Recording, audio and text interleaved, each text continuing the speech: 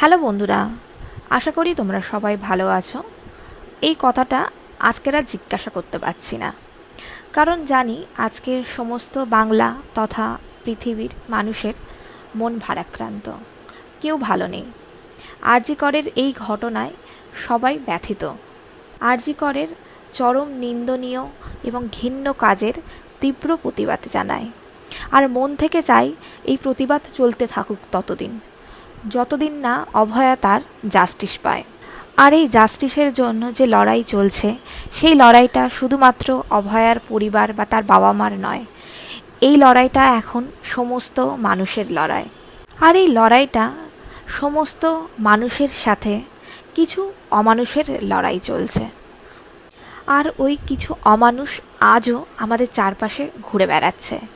তারা আজও খোলা আকাশের নিচে ঘুরে বেড়াচ্ছে। এইগুলো যখন বারবার মনে আসছে, তখন যেন এই প্রতিবাদের আগুন আরও বেশি করে জ্বলে উঠছে আমাদের বুকে। আমি মন থেকে সব সময় এই প্রতিবাদে সমস্ত মানুষের সাথে আছি এবং যতটুকু পাচ্ছি সমস্ত প্রতিবাদী আন্দোলনগুলোতেও যোগদান করার চেষ্টা করছি। তো তার মাঝেও আমাদের নিত্যদিনের যে সমস্ত কাজ রয়েছে, সেই কাজগুলোকেও করে চলতে হচ্ছে।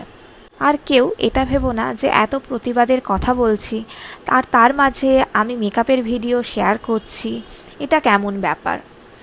আসলে আমরা কেউ কিন্তু তাদের নিত্যদিনের সমস্ত কাজ ফেলে রেখে এই আন্দোলন প্রতিবাদগুলো করছি না, কারণ এগুলো আমাদের একটা অঙ্গ সারাদিনের।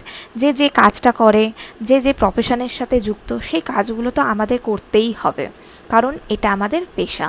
তো মেকআপটা আমার পেশা, তাই মেকআপটা আমার করতেই হচ্ছে। তো মেকআপের মাঝেও আমি যতটুকু পাচ্ছি যে এই প্রতিবাদের আগুন সবার মাঝে ছড়িয়ে দেওয়ার চেষ্টা করছি। আমরা যারা মেকআপ আর্টিস্ট আছি এবং মডেল যারা আছে, যারা ফটোগ্রাফার দাদারা আছেন এবং দিদিরা আছেন, তাদেরও কিন্তু অনেক রাতে কাজ করে বাড়ি ফিরতে হয়।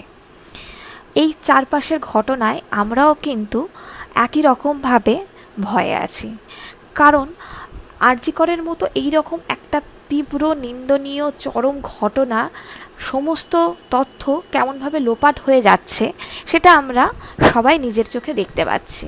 এই রকম একটা সিচুয়েশান চোখের সামনে দেখে আমাদের নিজেদের সেফটি সিকিউরিটি এবং অবশ্যই এই অভয়ার আসল যারা দোষী আছে এই ঘটনার পিছনে, তাদেরও শাস্তির জন্য আমরা প্রতিবাদ চালিয়ে যাব।